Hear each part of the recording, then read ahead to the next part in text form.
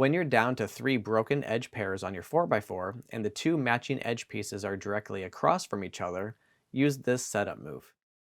Right, front prime, up, and front.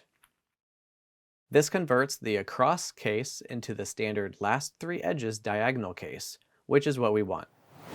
Before we do anything else, make sure that the third broken edge pair is in the top front position. That keeps it safe and it'll let us control what comes down next. And from here, the process is always the same.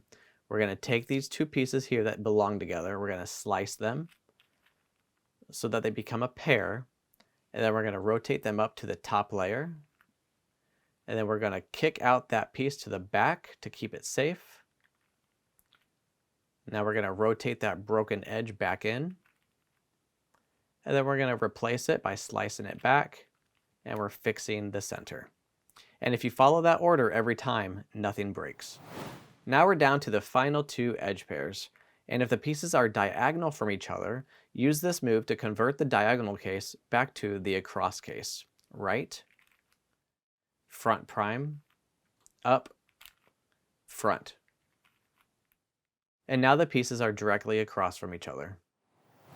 If the last 2 edge pieces are directly across from each other, then do this. Take the bottom 2 layers and go clockwise. Right, front prime, up, right prime, front, and the 2 bottom layers go prime. And now all the edges are paired and you're able to continue solving the 4x4.